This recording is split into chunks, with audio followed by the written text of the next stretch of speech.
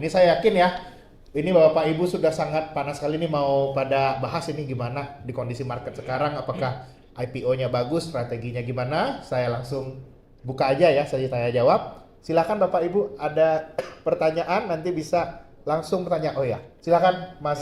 Iya, Mas Yuri. Iya, Mas Yuri ini. Ya, silakan. Ya. Terima kasih Pak Firmon Ya. dan Bapak dari Trimegah Sekuritas. Pertama kita ucapkan apresiasi sekali. Ini paparannya singkat, jelas, dan membuka wawasan kita lebih dulu mengenai IPO ini. Pertanyaan saya ini tadi yang mengenai semacam kayak persyaratan dasar sebuah perusahaan bisa IPO ya. Kan tadi minimal yang kita harus tahu omsetnya selama 12 bulan itu sudah ada dan sebisa mungkin sudah untung berarti Pak ya. Jadi kategorinya 12 bulan itu sudah untung dia ya. Ada omset dan untung. Lalu yang kedua tadi adalah untuk ekuitasnya atau nilai ekuitasnya 50 miliar. Itu maksudnya apakah apabila dari awal modal dasarnya itu ditentukan 50 miliar dan sudah disetor penuh, itu juga maksudnya? Ya, jadi mungkin saya jawab yang kedua dulu. Yang penting nilai ekuitasnya pas IPO itu minimal 50 miliar, itu bisa dari modal di store atau mungkin store-nya dulu 10 miliar tapi untungnya udah masuk terus, retain earnings itu menjadi equity lebih dari 50 miliar, itu juga nggak apa-apa. Tapi minimumnya total modal di store plus retain earnings itu 50 miliar. Oke, clear. Terima kasih Pak. Lalu kemudian yang kedua, tadi kan salah satu keuntungan IPO itu adalah ke bank itu menjadi lebih prudent ya. Berarti ya tentu pertama dari segi dianggapnya karena mereka sudah diawasi oleh beberapa regulator, jadi pastinya akan lebih prudent. Yang keduanya apakah berhubungan dengan ekuitasnya juga, karena kalau bank itu kan selalu melihat kan ekuitasnya ya, ada debt to equity-nya gitu. Berarti kalau memang kebetulan market cap-nya karena price-nya lagi bagus, berarti market cap-nya lebih tinggi, mereka bisa mendapatkan privilege dari bank angka lebih tinggi, atau tidak? Itu salah satu keuntungannya juga. Menurut saya Pak, kan bukan banker juga nih, sekuritas nih, tapi kalau dengar-dengar dari teman-teman, itu kalau bank sebenarnya tidak terlalu memicu terhadap market cap perusahaan, karena market cap perusahaan kan itu bisa karena sentimen pasar lagi bagus, industrinya lagi panas gitu kan, harga saham bisa naik tinggi tuh. Mereka pasti karena namanya bank, mereka akan lihat fundamentalnya, debt to equity-nya berapa, penjualannya berapa, untungnya berapa, EBITDA-nya berapa. Kalau saya kasih utang harus bayar bunga sekian, itu berapa kali lipat cash flow bulanan, itu mereka lebih lihat hal-hal seperti itu. Tapi karena sudah menjadi perusahaan publik, kepercayaan mereka terhadap angka-angka ini jauh lebih ada gitu. Karena kan ya udah di audit bursa, udah di audit OJK, masa mereka keliru gitu kan. Itu jadi mereka jauh lebih tenang kalau review perusahaan TBK. Itu mungkin yang pertama. Tapi yang kedua, poin yang menarik sebenarnya itu kalau perusahaan yang utang, Pak. Salah satu benefit lagi untuk shareholder-nya ya, kalau memiliki perusahaan TBK, itu kan sebelum TBK itu nilai saham Bapak di perusahaan Bapak itu tidak bisa dipakai, ya kan? Itu nggak bisa menjadi jaminan aset kemanapun. Tapi kalau sudah menjadi perusahaan terbuka, misalnya Bapak memiliki masih tetap 80% perusahaan Bapak nilainya 1 triliun gitu kan. Itu kan berarti Bapak quote unquote memiliki kekayaan 800 miliar. Itu kalau Bapak pengen, itu sebenarnya saham itu bisa dijaminkan ke perusahaan sekuritas seperti Trimegah, dan Bapak bisa dapat utang. Jadi ini membuka venue satu lagi nih. Dulu kan harus perusahaan nih yang selalu ngutang untuk bisnis. Sekarang kalau Bapak udah TBK, itu udah unlock value nilai perusahaannya yang bisa dijaminkan sebagai jaminan ke perusahaan sekuritas. Nah, Trimegah kebetulan mungkin saya bisa bilang perusahaan sekuritas yang paling aktif dalam bisnis ini namanya share back financing. Jadi atau term yang mungkin pernah dengar juga repo. Ya, jadi Trimegah sendiri kita mungkin buku reponya sekitar 3T-an yang kita kasih sebagai utang ke pengusaha-pengusaha, jaminannya saham mereka. Jadi itu another avenue of debt. Dan mungkin, sorry, just going back to your first question, yang soal syarat perusahaan, itu sebenarnya kalau yang soal 12 bulan beroperasional itu nggak bisa dinegosiasi, itu pasti harus. Kalau soal untung atau nggak untung, sebenarnya itu hitam atas putih itu nggak diatur. Tapi pengalaman kita 1 tahun ke belakang ini, 2 tahun ke belakang ini, bursa sudah bikin jauh lebih susah kalau perusahaan rugi TBK. Karena banyak pengalaman buruk 2-3 tahun lalu di mana banyak perusahaan rugi TBK, bilang mereka growth-nya akan seperti ini, mereka teknologi company jadi pasti harus rugi dulu. Harapannya kan dulu ya oke, dapat dana IPO, beneran diinvestasi bener, lama-lamanya bisa untung, value ke investor bagus. Tapi kenyataannya ada banyak saham-saham seperti itu, ya ceritanya kurang enak. Jadi sekarang bursa terus terang lebih ketat soal perusahaan rugi yang akan TBK. Jadi ya kenyataannya seperti itu, dan mungkin jauh lebih enak lagi kalau sudah bisa kasih lihat untung konsisten over 2-3 tahun terakhir. Kalau baru untung 1 tahun, tapi 2 tahun ke belakang kan auditnya 3 tahun yang dilihat bursa, itu rugi, itu juga akan menimbul lebih banyak pertanyaan lah Pak. Tapi secara regulasi itu nggak dilarang, tapi pengalaman kita jauh lebih susah zaman sekarang kalau perusahaan rugi TBK. Yang terakhir Pak, pertanyaannya untuk di tahun 2025-2026 ini biasanya industri apa yang dianggap relatif paling seksi gitu? Kan dulu pernah zamannya semua industri tambang batu bara itu kan seksi sekali gitu kan, jadi IPO-nya perusahaannya dalam stage kurang lebih apapun jalan aja gitu kan. Lalu kemarin itu tadi Pak bilang teknologi sekarang kan, yang berbau teknologi atau berbau nikelan itu kan seksi sekali gitu kan. Nah ini kira-kira kalau 2025 dan kira-kira ke depan 2026 aja, kalau 2027 kira-kira apa? Tahu aja Pak. Iya, itu setiap kita pasti punya pendapat masing-masing ya Pak. Tapi kalau tanya saya, yang menarik soal tahun ini adalah saham-saham yang perform itu saham-saham yang sekarang dijulukin saham-saham konglo. Ya kan, kalau Bapak Ibu main saham, investasi di saham, itu kan bisa lihat sendiri saham-saham perbankan yang BCA, BRI, Mandiri, BNI yang biasanya over the last 10-15 years kalau kita lihat chartnya itu tiap tahun pasti kasih naik 10%, dividen 3-4%. Itu kayaknya rekor consecutive years-nya tahun ini bisa terpecah gitu, karena mereka sahamnya lagi turun, tapi indeks kemarin all time high 8.000. Itu kenapa? Karena saham-saham konglomerat nih yang main. Saham-saham yang ya istilah kasarnya bisa mungkin sedikit diisukan dinaikkan. Jadi it's a bit difficult to say industri mana yang seksi. Terus terang kalau Bapak tanya saya pribadi itu, this year I thought it was going to be a pretty hard year for investment banking. Karena saya lihat backdrop ekonominya, saya lihat investor asing kayaknya pengen lihat dulu nih masa transisi pemerintah baru gitu kan. Tapi ternyata mungkin tahun ini Trimegah memecahkan rekor jumlah IPO terbanyak dalam 1 tahun dan value IPO terbesar dalam 1 tahun. Dan ini rata-rata saham-saham yang dimiliki grup-grup besar. Jadi misalnya kita bulan Januari kita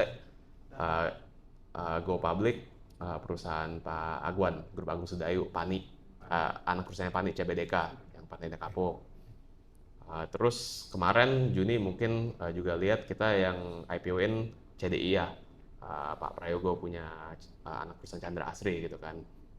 Yang saya akan bawa bulan depan itu juga dari grup besar juga gitu. Desember saya mungkin ada satu lagi juga dari grup besar lagi gitu.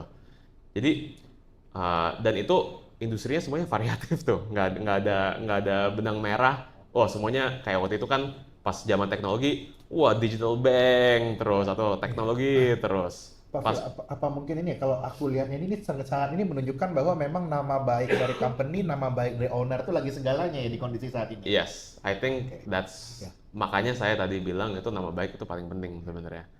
Ini we've come to a point di mana investor itu um, apa ya? Investor itu kayak kayak kayak gini. Sekali sakit hati, lupanya lama banget. Udah udah males duluan gitu umpamanya. Tapi kalau mereka experience-nya enak dengan pengusahanya, dengan pemiliknya, itu mereka mau IPO saham apapun itu rela aja. Itu kemarin pas kita IPO NCDI ya, karena track record Pak Prayogo kan sangat hebat tuh di bursa itu bertahun-tahun sampai PT-nya, Chandra Asrinya, TPIA-nya, cuan kemarin dari 220 jadi 16.000 itu pas kita IPO itu memecahkan semua rekor e-IPO. Itu kalau nggak salah duit retail, investor retail nih Pak, yang masuk demand ke e-IPO, kan sekarang bisa tuh kita masuk e-IPO. Itu 40 triliun lebih duit retail loh, dari 500.000 investor.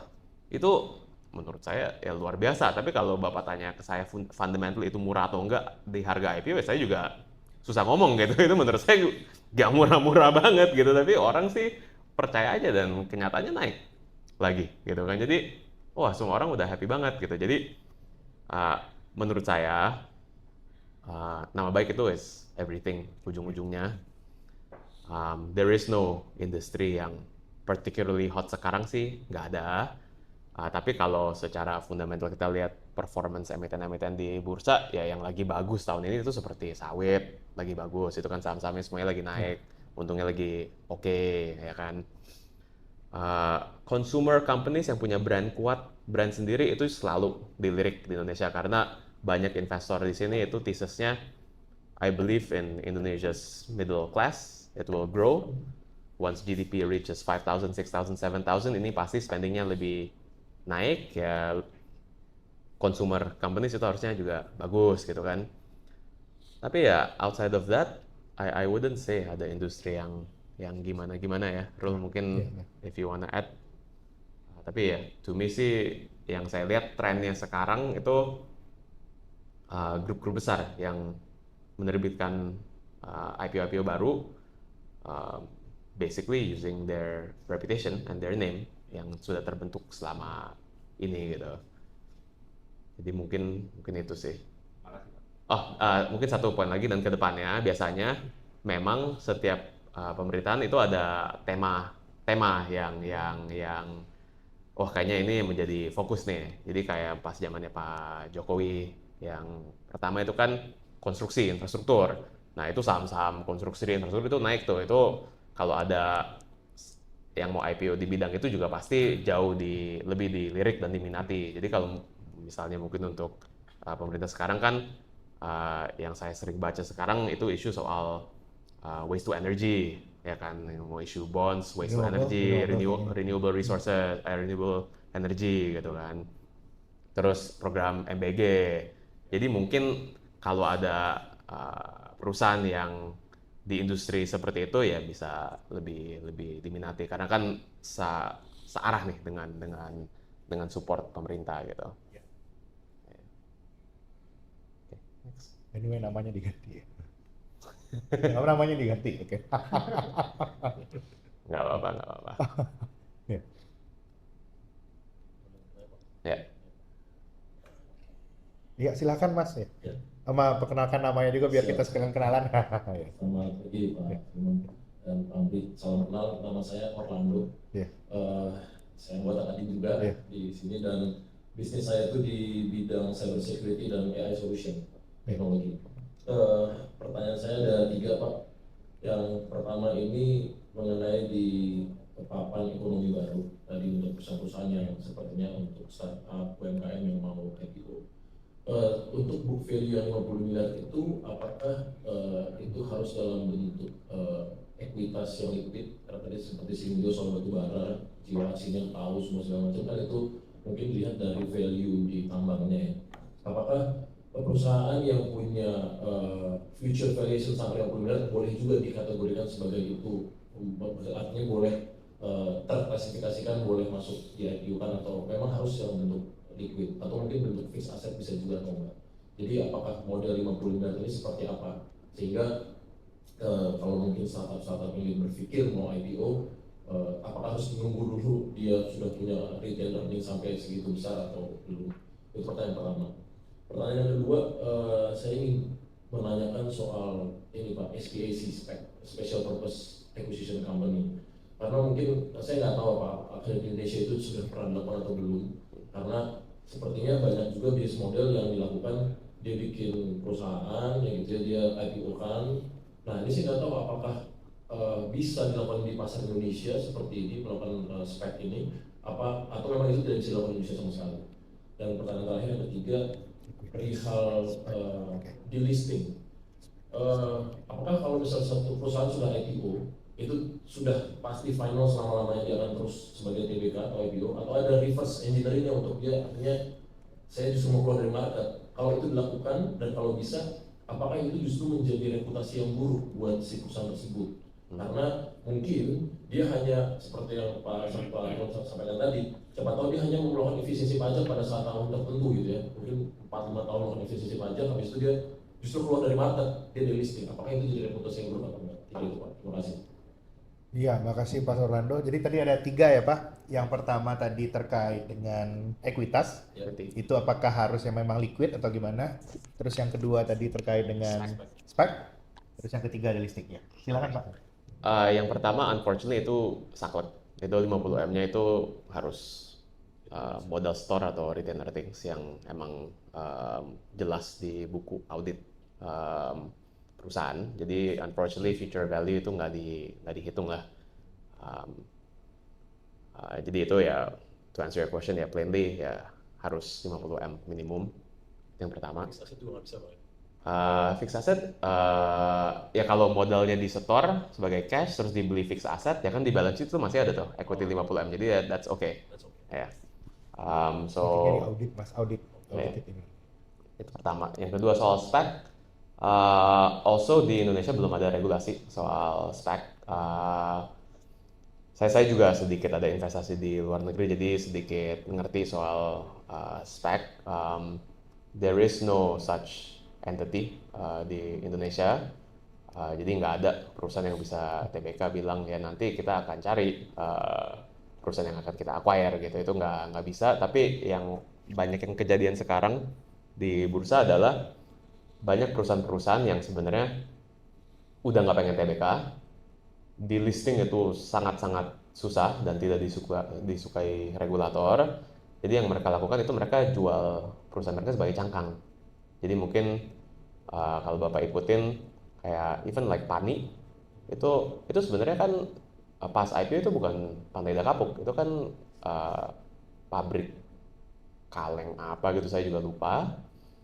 Ownernya udah decide, aduh deh udah nggak mau TBK lagi, dikenalin ke Agung Sedayu yang pengen IPO-in Pani, tapi daripada IPO mereka pikir ya deh saya beli aja company ini, terus saya inject, masukin asetnya ke company ini. Jadi ada banyak itu terjadi sekarang. Mungkin kalau yang recent PACK itu juga it was a very small company, baru 1 tahun lalu dibeli sama CNGR, which is a big nickel smelter player di China. Sekarang isunya mereka mau right issue gede berapa triliun untuk injek aset-asetnya. Jadi that is happening more and more often these days. Tapi it's not SPAC gitu. Tapi ya ada aja kayak perusahaan-perusahaan TBK yang mau jual perusahaan sebagai cangkang aja deh, fully exit, terus nanti injek aset baru yang diinjek masuk gitu. Tying to your third question yang soal delisting itu prosesnya ada dan bisa dilakukan. Tapi itu prosesnya susahnya setengah mati, lamanya itu bisa bertahun-tahun, bisa belasan tahun bahkan, karena ya frankly Bursa dan OJK nggak suka perusahaan delisting, karena kasihannya juga investor yang udah keburu beli sahamnya sekarang liquid tiba-tiba di listing, mereka masih memiliki sahamnya, mereka mau jual gimana gitu kan susah gitu kan, kasihan juga ini investor-investor minoritas retail gitu kan. Um, so there have only been very few delistings di Indonesia, tapi it happens gitu kayak apa ya? Zaman dulu Aqua, Pak.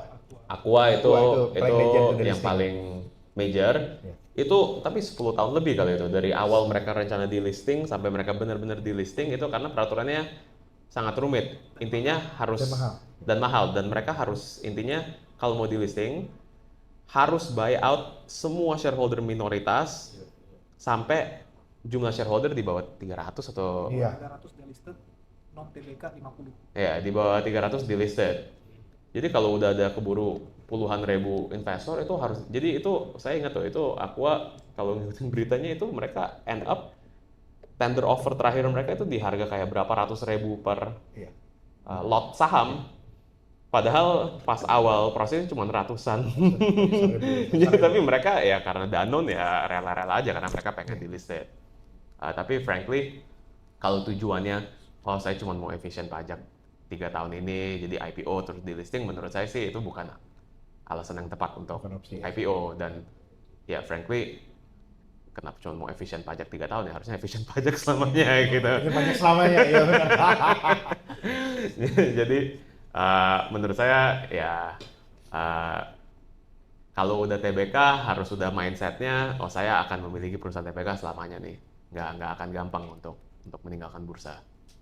Kalau pengen exit ya dengan cara yang kedua itu yang jual perusahaan sebagai cangkang, ya paling cuma itu opsinya. Follow-up question Pak Firman. Untuk pertanyaan kedua yang tadi sospek, karena tidak ada regulasi Indonesia, artinya secara praktikal itu nggak possible dilakukan di Indonesia berarti? Atau possible saja tapi tidak ada yang pernah melakukan? I doubt it's possible to be honest. Karena Basically not possible. ya karena it's like this. When we go public, kan kita harus cerita nih apa main business kita itu apaan. Kalau kita bawa ke bursa, let's say ada deh kita store 100 miliar, kita bawa ke bursa, ini saya mau go public nih. Terus dia tanya, omsetnya mana?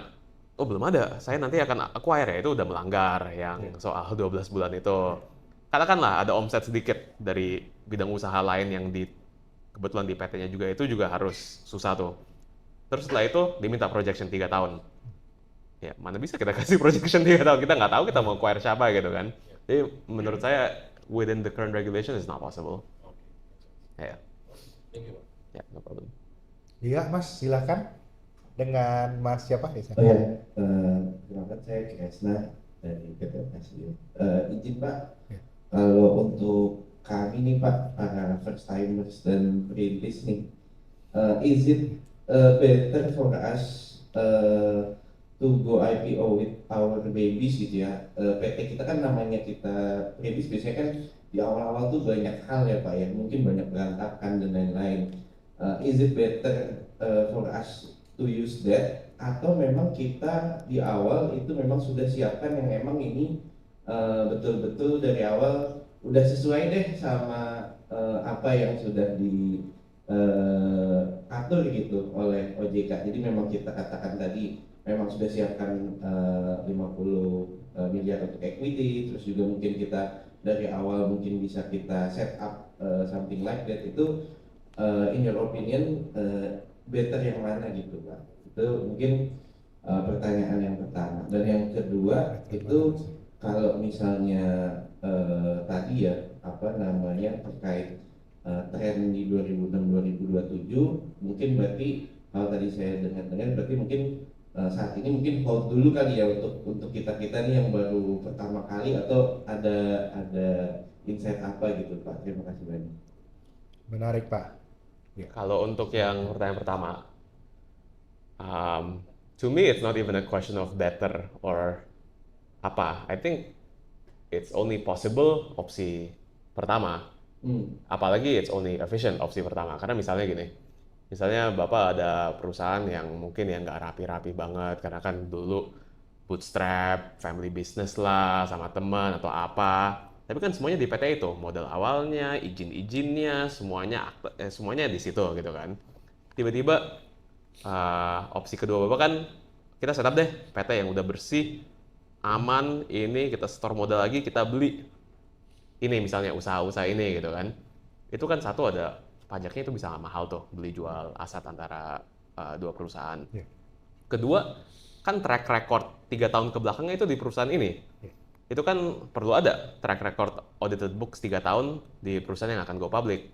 Kalau Bapak baru set up, ya ini harus nunggu dulu at least 12 bulan harus nunggu gitu kan, karena kan secara peraturan 12 bulan gitu. Jadi kalau menurut saya, there is nothing yang nggak bisa diberesin. Preference-nya itu selalu di PT utamanya. Jadi menurut saya jangan takut soal, waduh menurut saya ini kurang rapi atau apa, semuanya bisa diberesin kok. Makanya you hire auditors, konsultan hukum, konsultan pajak, ini ya tugas mereka itu untuk bantuin rapihin PT-nya gitu. Menurut saya untuk pakai PT lain is more complicated dan mungkin jatuhnya jauh lebih mahal dan lebih nggak friendly juga nanti pas proses ke bursa. Ini mungkin menjawab pertanyaan pertama itu. Yang pertanyaan kedua, frankly, sejago-jagonya saya, sejago-jagonya Fahrul, itu kita nggak bisa predik juga what will happen 2026, 7, 8 gitu kan. Ya mungkin kita ada perkiraan, mungkin ekonomi bisa lebih baik nanti, atau industri ini bisa lebih main, atau kita lihat global makro, nanti ini kalau yang terjadi nanti harga komoditi bisa naik, jadi ini waktunya tepat. Itu we don't know for sure. We could have a guess, but we don't know gitu kan. Jadi kalau saya sih cenderung timing yes, penting. Tapi ujung-ujungnya, frankly, rada hoki-hokian juga sih Pak. Serius, karena proses IPO aja kan perlu waktu 1 tahun. Jadi you have to predict 1 year ahead loh. At the time you list, your industry is panas. Itu kan susah. Mungkin yang sekarang lagi hot, misalnya sawit lagi hot gitu kan. 1 tahun mulai nih proses IPO. 1 tahun kemudian pas hari listing, harga sawit lagi anjlok. Ya itu kan juga nggak bisa diapain gitu ya. Itu namanya destiny. Jadi Tapi kayaknya memang fokus ke yang bisa kita kontrol. iya, jadi ya, kalau ya. saya selalu bilang Terus ke teman-teman itu ya let's focus on the things yang kita bisa kontrol. Kalau menurut kita 1 tahun ke depan ini akan bagus, ya udah oke, let's have the conviction, let's start the process. Tapi ya kita fokus yang kita bisa kontrol, which is operationally, fundamentally perusahaannya. Nggak usah pikirin yang lain terlalu banyak. Karena hoki-hokian Pak, saya waktu itu involved in both IPO Bukalapak sama IPO Goto. Dalam perkiraan saya, dan saya rasa dalam perkiraan Bapak Ibu semua, itu harusnya there is no world di mana Bukalapak bisa raise lebih banyak duit daripada Goto. Goto itu at the time top e-commerce, top ride hailing, digabung. Masa raise duitnya bisa kalah dengan Bukalapak, which was at that time mungkin number 5 e-commerce. Itu kan cuma masalah timing, tapi pas Bukalapak IPO, kebetulan market teknologi lagi sehot-hotnya. Mereka awalnya ke kita cuma mau raise 4 triliun. Demand yang masuk itu 30 triliun. Jadi mereka naikin ke 20 gitu kan. Goto, wah marketnya lagi turun, kasihan juga. Banyak investor malah cabut gitu ya. Jadi ujungnya cuma bisa dapat 18 ya, 19. ya. Somewhere there. Jadi ya ujung-ujungnya you cannot control those things. Jadi jangan stres, jangan pusingin gitu. Kita kontrol yang kita bisa kontrol aja menurut saya ya. Oke, Pak. Jadi mohon maaf belum ada insight gimana. Iya nih kalau boleh nambahin ya, ini kebetulan kan kalau di sisinya saya kan saya sering ketemu sama yang investor mau beli langsung ya Mas. Ini pengalaman saya Pak, aku coba cerita ya. Kalau kita misalnya lagi pitching gitu institutional investor, misalnya untuk saham baru, justru kalau kata saya jangan sampai sahamnya itu memang ada perusahaan yang disiapin langsung untuk IPO Pak. Karena mereka itu ingin dengar hal-hal yang manusiawi terkait company ini.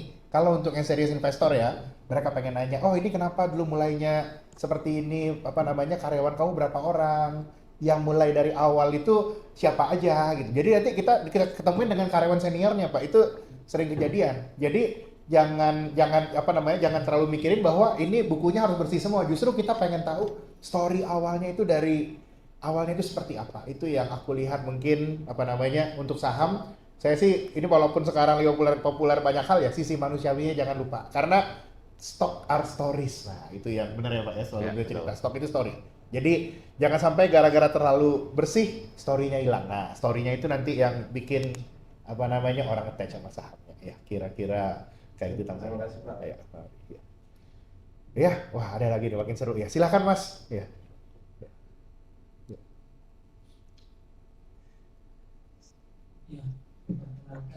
saya sendiri dengan atas nama Yugo FM, anggota baru di Kadin per tahun 2025 ini. Ya. Maksud saya angkat mic sekarang ini, saya mau menanyakan terkait pandangan Bapak tentang high risk high return sendiri. Mungkin pertanyaan saya ini agak lebih teknis dan mekanismenya sendiri dalam bersaham, karena melihat sendiri Bapak di sini kan PT Trimega Sekuritas, tadi berkaitan dengan saham ya. Dan yang kedua mungkin dari biaya sendiri dalam mengendari, juga mungkin yang saya kenali sendiri itu ada biaya swab. Biaya apa, Mas? Biaya swab Swab. dari pendirian yang menginap itu mungkin biayanya berapa? Biaya swab. Biaya swab. Sorry maaf. Itu singkatan, Pak. Overnight itu kan di forex bisa overnight ada swap. Oh, swap rate di forex market. Iya. Ada trading. Oke. Jadinya yang swap itu dibuat di saham apa seperti apa, Pak? Tentunya Biayanya. dari pair yang ditawarkan oleh PT Trimega Sekuritas sendiri. Oh ya, anyway, kalau itu sebenarnya bukan swap, bukan di saham, itu di forex, Pak. Itu per trading currency kan ya? Yang Derivatif mungkin ya. bisa diuraikan lebih spesifik. Sepertinya kayak biaya trading gitu-gitu, Pak. Oh, ini maksudnya dari sisi investornya ya? Kalau mau Sisi jual di investor. saham biayanya berapa gitu atau? Ya kan dalam hal ini Trimega Sekuritas saya sendiri hendak menginvestasikan uang saya ke perusahaan tersebut. Oh, mungkin Jadi ini kayak brokerage fee kali ini, ya. Brokerage fee, Pak. Oke. Dan itu pandangan Bapak terkait high risk high return sendiri. Oke. Kalau soal biaya investor mau beli jual saham itu sebenarnya cukup standar. Sekarang sih I would say average-nya dan di Trimega juga itu kalau beli 0,15%, kalau jual 0,25%. Jadi setiap kali beli jual saham itu ada fix fee-nya, itu karena terbentuk dari bursa juga charge kita 5 basis point. Kita jadi charge-nya itu all in, termasuk ini 0,15, 0,25. 0,25 kenapa untuk jual? Karena ada pajak 0,1%-nya. Jadi itu sih biaya yang cukup standar satu industri sekarang kira-kira segitu. Mungkin kalau soal yang pertanyaan pertama itu soal apa? Oh, high risk high return itu pilihan masing-masing sih, Pak. Kalau apa ya? Kalau saya sih cara mikirnya mungkin tahap hidup ya. Kalau misalnya masih lebih muda, belum ada responsibility gimana, ada modal, mau main saham yang lebih high risk high return ya nggak apa-apa. Tapi kalau sudah berkeluarga, punya anak, ada banyak kewajiban ya mungkin baru lebih harus dipikirin tuh. Mungkin harus cari yang lebih safe, mungkin bisa investasi di reksadana, bisa investasi di bonds, itu juga kami sediakan di Trimega, nggak hanya saham gitu. Jadi mungkin I hope that answers your question, tapi I'm not sure. Ya. Kasih. Oke. Iya, silakan Pak. Ya. Pakai langsung aja gitu. Langsung nggak, Pak? Kedengaran kok. Oke. Atau Saya Doni, tadi pengurus, tapi juga dapat tugas di BUMN 2 tahun ini. Dan di BUMN ini ada induknya TBK, ada anak asuh TBK. Dan antara sekarang kan Nabi Odi. Saya di BUMN konstruksi dulu, di BUMN karya-karya, tapi udah nomor dengan karya-karya lagi karena Indonesia Black dengan BUMN konstruksi. Dan dituju mau jadi 3 kan. Oke. Nah, isu yang saya ingin tahu ya kalau misalnya merger itu di antara lakukan itu dalam waktu yang cepat sekali, kira-kira apa konsekuensi terhadap pasar? Ya pasarnya itu tetap akan berminat atau malah potensi gitu ya. Oke. Dan antara sendiri ingin tahu juga menurut pasar dan antara ini ke depannya seperti apa kira-kira dari prediksi dari pemain pasar. Yang kedua, capital flight ini sekarang on the move gitu. Itu apakah karena itu rutin aja suatu saat naik lagi kita IPO ya lah gitu kan berubah terus ya. Nah kira-kira konsekuensinya apa kalau ketika dolar tiba-tiba naik jadi 20?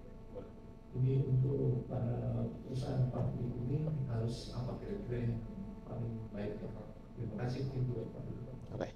Mungkin pertanyaan kedua nih saya kasih ke Fahrul. Tapi untuk pertanyaan pertama, maksudnya kalau ini Danantara akan ada rencana untuk merger yang karya-karya itu gimana sih pendapat market gitu ya Pak Rasional? Oke. Jadi kebetulan Pak, tahun ini kita juga baru kelar lakukan merger SmartFriend dan Excel Axiata yang kemarin cukup gede nilainya juga.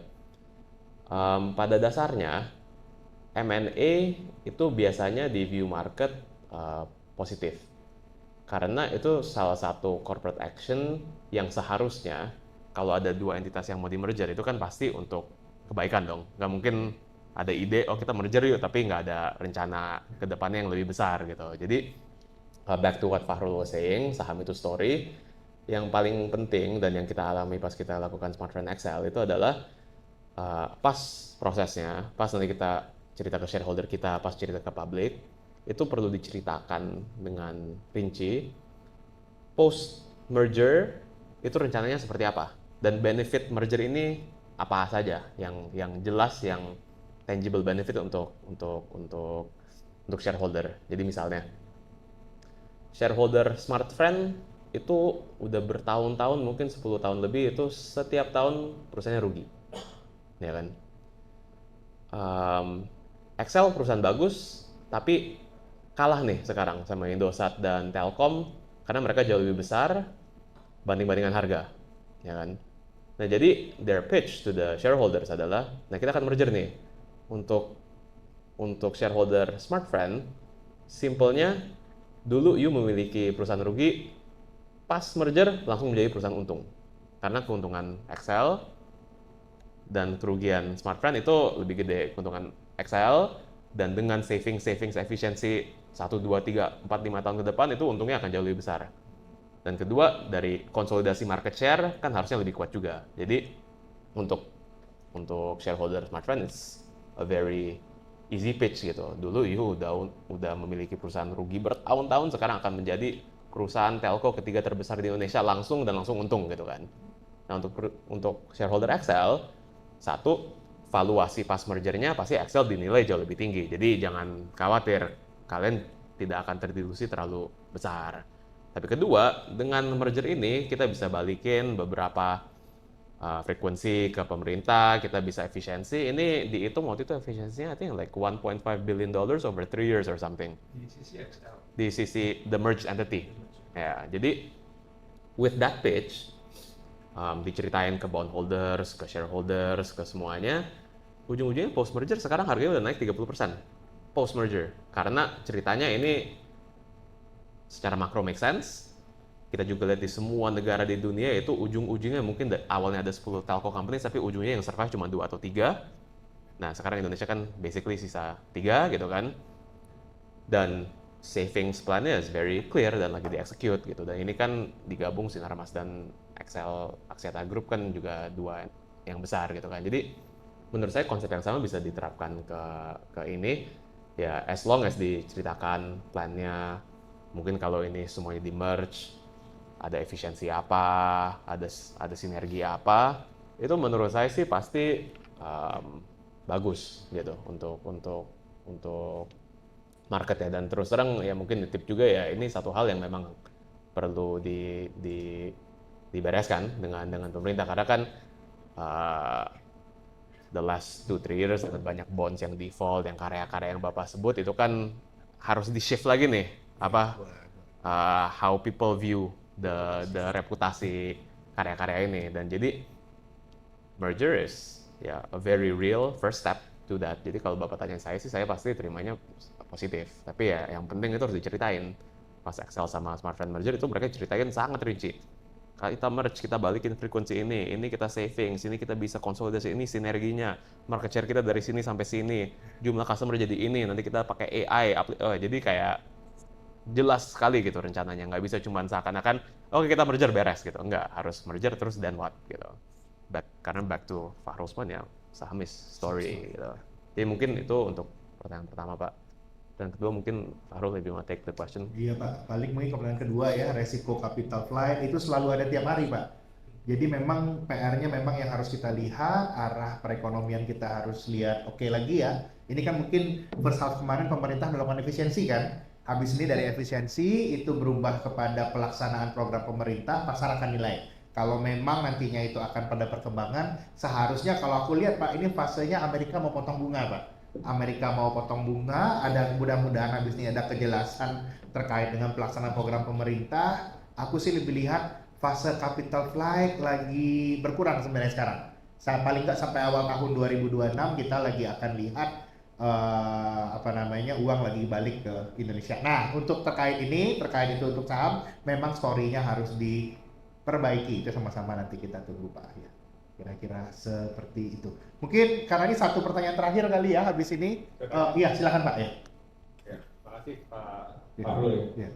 Pak Filmon. Jadi ini kalau nggak salah konteksnya soal IPO. Yes. Iya. Benar kan IPO kan? Oke.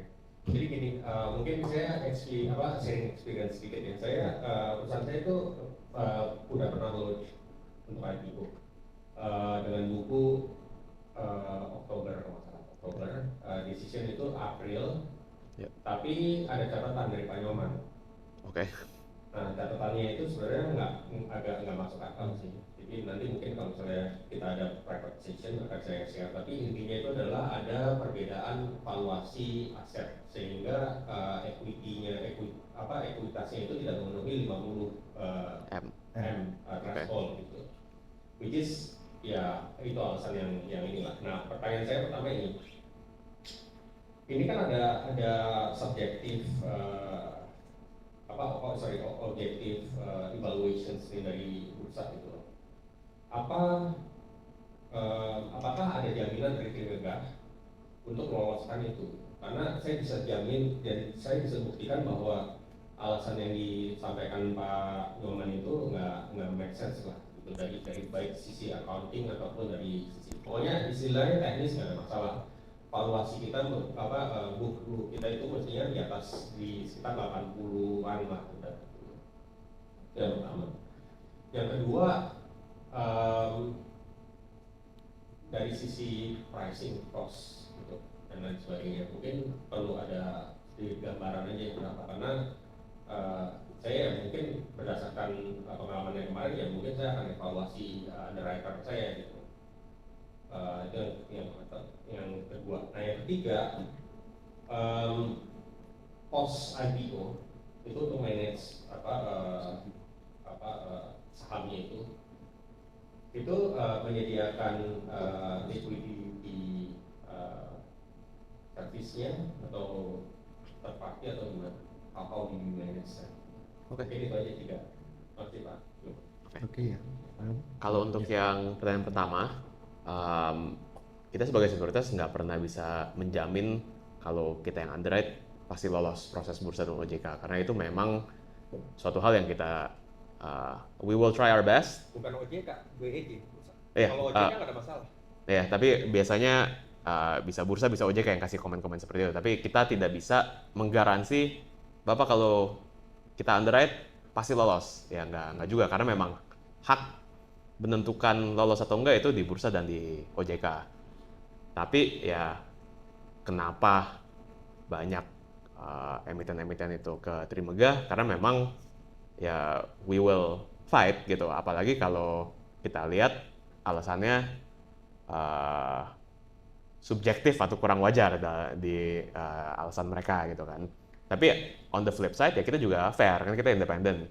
Kalau menurut kita komen dari bursa OJK itu ada benernya atau kita bisa ngerti lah angle-nya, ya we have to find a middle ground lah. Kita mungkin bisa compromise-nya di mana gitu supaya mereka bisa terima. Jadi to answer your first question, there is no guarantee yang kita bisa kasih ke any perusahaan yang melakukan proses IPO.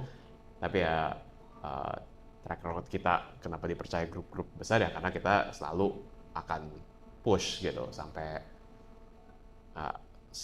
what you experience itu sangat common. Setiap proses IPO itu pasti banyak komen-komen yang kita ujung-ujungnya harus back and forth, minta KJPP, minta konsultan hukum, minta apa, jadi kayak kasih opinion, it's very common, dan ya that's part of our job gitu. Tapi if you ask for a guarantee pasti nggak bisa gitu. Itu yang pertama. Yang kedua soal biaya ya. Kalau biaya IPO itu sebenarnya ada dua tipe. Pertama, kalau IPO-nya itu what we call quote unquote proper real IPO, di mana sekuritas yang share investor, jadi investornya bukan dari emiten, dari owner, itu biasanya success fee based, jadi percentage. Jadi misalnya standarnya 2,5% dari yang kita dapetin itu bagian sekuritasnya. Jadi misalnya Bapak mau raise 1T, 2,5% 25M, ya kita dapat 1T-nya dari investor, kita yang jualan, kita yang dapat demand-nya ya 25M untuk sekuritas. Itu standarnya if it's a real proper IPO. Tapi kan kenyataannya ada banyak IPO juga, mungkin Bapak Ibu tahu di Indonesia yang IPO-nya itu sebenarnya is not the time mereka raise money-nya. Itu kan sebenarnya mereka cuma mau listing aja dulu, mungkin pas bisnis lebih besar, harga sahamnya udah naik, baru rights issue real IPO di situ. Jadi kadang-kadang ada banyak pengusaha dan kita, Pak saya mau IPO, tapi Bapak bantu prosesnya aja. Investor itu dari saya udah dapat gitu, udah ada mungkin teman, mungkin pengusaha lain, strategi investor, tapi udah dari mereka. Itu biasanya kita charge flat fee. Flat fee-nya frankly it ranges. For us it's like 3 sampai 5 miliar, I would say average-nya. Tapi kalau the IPO is difficult atau more challenging for whatever reason, ya bisa ada adjustment di situ. Tapi standarnya mungkin 3 sampai 5 M ya. Kalau flat fee strategic nggak ada porsi jualan dari kita. Dan yang ketiga, sorry I forget. Liquidity provider. We don't have that service. Tapi ya kita adalah namanya sekuritas, kan kita ada kenalan juga orang-orang yang bisa bantu lakukan manage sahamnya.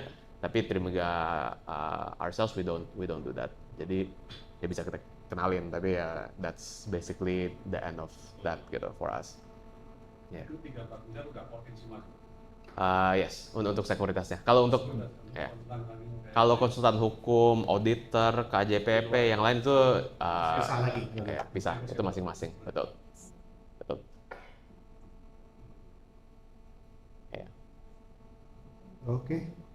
Bapak Ibu, seru sekali ya obrolan kita kali ini ya. Ini kalau dilanjutin proses ini mungkin sampai sore kita nggak kelar-kelar nih. Anyway, makasih ya Bapak Ibu semuanya. Diskusi kita ini seru sekali. Mungkin kalau coba saya summary-kan bahwa memang initial public offering atau penawaran umum perdana saham itu merupakan salah satu hal yang sangat menarik untuk dilakukan para bisnismen di Indonesia karena banyak keuntungannya. Tapi memang ada proses-proses yang seperti tadi Pak Filmon cerita itu harus dilakukan ya. Nah, mungkin nanti ya Bapak Ibu kalau mau ceritanya lebih detail bisa main-main langsung ya ke Trimegah. Nanti kabarin aja. Mungkin kabarin sama Mas Mulya, kabarin sama saya, kita bisa atur ya. Bisa ketemu dengan Pak Filmon, dengan Mas Brian untuk kita lihat nanti kira-kira prospek IPO-nya seperti apa. Mungkin dari situ saja ya diskusi kita hari ini. Mungkin ada closing statement dari chairman kita Bapak Mulya. Silakan Pak Mulya. Baik, terima kasih kepada Pak Filmon, Pak Fahrul, Pak Brian. Mari teman-teman kita berikan terus. Sangat apresiasi sudah berkenan mampir ke Kadin berbagi ilmu ini, dan semoga nanti makin banyak dari Kadin juga perusahaan-perusahaannya yang makin banyak IPO, dan tentunya bisa kita bantu untuk kita persiapkan juga ke arah sana. Terima kasih banyak untuk waktunya. Bagi Bapak dan Ibu semua, Kadin Indonesia Institute, sebagaimana saya sebut di awal tadi, kami rutin menyelenggarakan berbagai macam kegiatan, ya seminar, pelatihan, dan lain-lain. Tadi kita bisa ikuti via website atau via social media, dan Bapak Ibu juga bisa mengikuti melalui WA Group ya.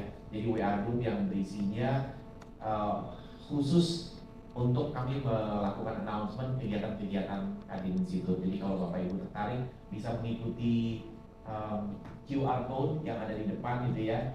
Di sebelah kanan itu ada QR code untuk WA Group Event KII. Di sebelah kiri adalah untuk feedback form. Jadi silakan Bapak dan Ibu, kami selalu mencari kesempatan untuk memperbaiki diri.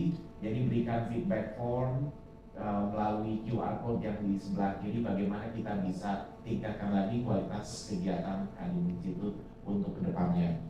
Demikian kita tutup acara hari ini, kembali lagi dengan mengucapkan terima kasih kepada Tim Megah Sekuritas Indonesia yang telah sharing di sesi hari ini, dan semoga kita bisa terus bertemu lagi di kegiatan-kegiatan learning yang akan diselenggarakan di Kadin dan di kegiatan-kegiatan lainnya. Kita tutup acaranya. Wassalamualaikum warahmatullahi wabarakatuh.